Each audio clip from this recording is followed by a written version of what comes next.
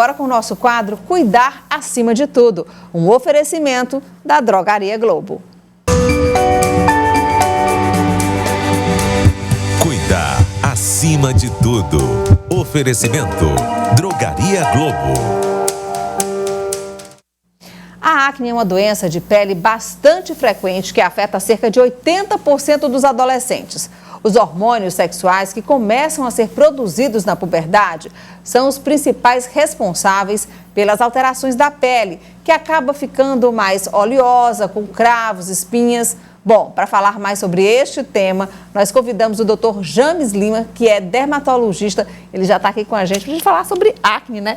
Esse problema que deixa muitas pessoas, não só os adolescentes, né, doutor? Mas muitas pessoas incomodadas. É verdade. Obrigado, Neyara. Obrigado à TV Cidade Verde pelo convite. Estou muito feliz de estar aqui para falar sobre um tema super importante, super comum.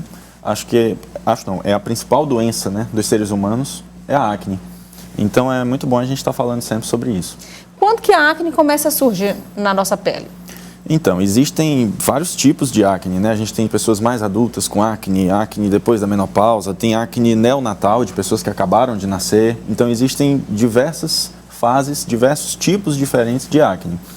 Mas um dos tipos mais comuns de acne realmente é a acne adolescente, que costuma aparecer em torno entre 8 a 10 anos, às vezes um pouco mais tarde, 11, 12 anos, variável de pessoa para pessoa, de acordo com a entrada na fase da puberdade. Existem pessoas que têm mais tendência à acne do que outras? Existem. A gente sabe que a acne é uma doença que tem muita relação genética, tem muita relação com hereditariedade. Então, pessoas que têm pais com acne, com história de acne, avós com história de acne, têm mais propensão a ter. E, além disso, tem pessoas que têm tipos de pele mais oleosas, já desde a infância, que quando entram na fase de adolescência, elas têm mais propensão a terem as espinhas. Espinhas, né? Acne, elas acontecem mais no rosto ou elas podem também ter em outras partes do corpo? A acne pode acontecer em várias partes. A parte do rosto é uma das principais, sem dúvida, mas a gente vê muitas lesões, muitas vezes, como a gente está vendo aí, né? Lesões nas costas, às vezes na frente do peito, nos ombros, que são regiões mais oleosas naturalmente, né? E aí costuma ter essas lesões. Eu queria que a gente entendesse um pouquinho melhor o que é uma espinha, por que ela se forma. A gente tem, inclusive, uma ilustração aí que vai explicar melhor para a gente o que acontece com a nossa pele para poder realmente ter uma acne, a formação de uma espinha. Por favor, coloca essa imagem aí para a gente, é uma ilustração que a gente tem aí. Eu acho que fica bem didático aqui para o Dr. James explicar melhor sobre a acne. Então, a gente tem na nossa pele as glândulas sebáceas, que são glândulas que são responsáveis por produzir o sebo, que ajuda a lubrificar a nossa pele. Que é a oleosidade da nossa pele. Exatamente, que gera a oleosidade. O que acontece? Algumas pessoas têm essas glândulas um pouco mais ativas, né, gerando mais seborreia, que a gente chama mais oleosidade, e em algum momento os poros do nosso rosto, quando ficam dilatados, podem ser obstruídos pelo acúmulo de sebo, acúmulo de sujeiras, acúmulo de células mortas, gerando a primeira lesão da acne, que é o cravo, que é o que a gente está vendo aí. A obstrução da glândula sebácea, formando o cravo. O cravo é essa parte escura. Acima, isso, a parte mais amarelada. A parte escura... mais amarelada é o cravo. Isso, a parte escura é a queratina e sebo que estão acumulados lá embaixo na glândula. Quando ele se acumula, ele se obstrui, entope, né? E depois que está entupido, ele se inflama. Essa imagem que está aí é a imagem de uma espinha. A gente vê o acúmulo de sebo e queratina lá embaixo e o vermelho ao redor. Esse vermelho é a inflamação que a gente vê na espinha. A gente sabe que a acne começa com lesões não inflamatórias, começa com cravos, que é aquele pretinho, que não tem inflamação nenhuma. Com o tempo, depois que está muito tempo obstruído, aquele complexo, né, de queratina, poro, sebo, que está tudo acumulado dentro daquele poro, vai se inflamar e gerar uma espinha. A gente pode espremer a espinha? Não, de jeito nenhum. Eu costumo dizer para os pacientes que só o fato de a espinha estar na sua pele, ela já tem um risco de deixar cicatrizes. Quando você vai espremer aquela espinha, você triplica o risco de deixar cicatrizes. E o tratamento da acne é um tratamento muito mais simples quando comparado ao tratamento das cicatrizes de acne. Por isso que eu acho que é super importante falar sobre esse tema. Porque muitas pessoas, muitas vezes, menosprezam muito, falam que é normal da fase da adolescência, que ter acne todo mundo tem, então deixa para lá. Mas muitas vezes aquela acne da adolescência que você acha que é tão simples, pode deixar cicatrizes importantes para o resto da vida da pessoa.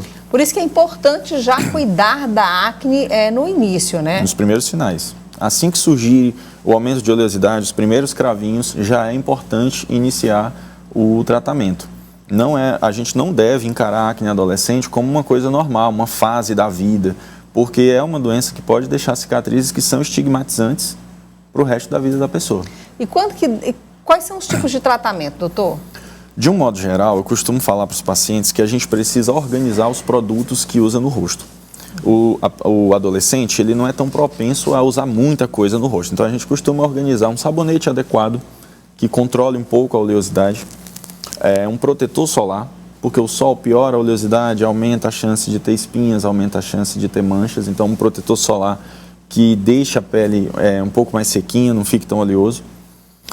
Um hidratante facial específico de pele oleosa. Quando a pessoa tem a pele oleosa, mesmo assim ela deve usar hidratante? Mesmo assim deve usar. Hoje em dia os estudos mostram que a pele oleosa ela é menos hidratada do que a pele normal. Antigamente a gente achava que o sebo da pele oleosa, a oleosidade servia como hidratante. Hidratação, né? E a gente sabe hoje em dia que não. Na verdade ela é menos oleosa. A pele com acne hoje em dia, ela é tida como se não tivesse uma barreira íntegra, como de uma pele normal. Então o hidratante ele ajuda a selar essa barreira e protege contra o surgimento de espinhas. Então seriam os 3 produtos básicos? Os 3 básicos, sabonete, hidratante e o protetor solar. Aí, na maioria dos casos, além disso, a gente vai precisar usar medicamentos. A gente muitas vezes usa medicamentos em gel, muitas vezes usa medicamentos por via oral, como comprimidos, mas o básico, assim, o que todas as pessoas com acne devem usar, sabonete, hidratante e protetor solar.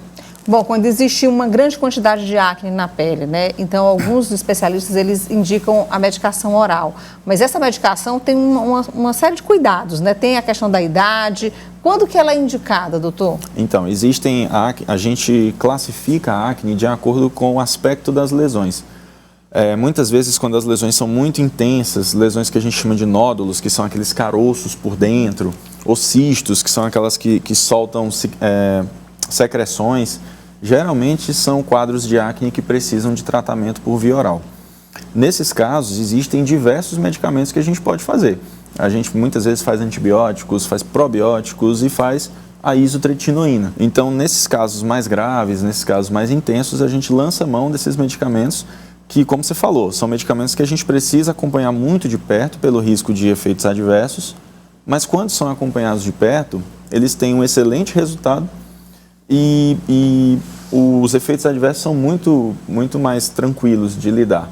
Geralmente são muito mais seguros, são remédios mais seguros. A limpeza de pele, ela é indicada para prevenir a questão das espinhas? Esse também é um erro frequente. A gente pode fazer a limpeza de pele, ela é um ajudante para o nosso tratamento, porque vai tirar os cravinhos, que são a fase inicial da acne, mas muitas vezes as mães dos adolescentes, elas têm na limpeza de pele a sua principal opção de tratamento. E a limpeza de pele isoladamente não é capaz de resolver a acne. A gente faz uma limpeza de pele, tira todos os cravinhos da pessoa, 5 dias depois volta tudo de novo, porque a pessoa não está tendo os cuidados com a pele que a gente tem que ter, os medicamentos que precisa para poder manter a acne segura. A alimentação, ela influencia no surgimento de espinhas? Influencia. Isso também é uma questão que tem sido muito estudada. Existem alguns alimentos que já foi demonstrado cientificamente que pioram muito a inflamação das espinhas e a oleosidade da pele. Por exemplo, alimentos muito ricos em açúcares, doces, alimentos muito ricos em gorduras, como frituras. A gente vê muitos adolescentes piorando acne, por exemplo, após ingerir muito brigadeiro, ingerir muito chocolate, batata frita, entendeu? Existia um mito, né, do chocolate, o chocolate piora as espinhas. Hoje em dia a gente sabe que não é o chocolate piora, mas não é o chocolate que piora. O que piora a acne é o açúcar do chocolate, é o leite que está dentro do chocolate, entendeu? Muitas vezes aquele chocolate que é 100% cacau não tem tanta piora de acne. O problema é o leite e o açúcar que estão embutidos em alta quantidade. Ok, então, muitíssimo obrigada, doutor Jones, pela sua participação aqui no Vida Saudável, para trazer essas informações que eu acho que muita gente se interessou, porque a acne ela afeta também adolescentes, mas também afeta adultos também, né? Com certeza, com certeza. Eu agradeço pelo convite e eu acho que o recado mais importante é não tratar essa fase como uma fase comum, tratar como uma doença. Ok, então, gente, eu conversei aqui com o doutor James Lima, ele é dermatologista. Muito obrigada, doutor, pela sua participação. Obrigado.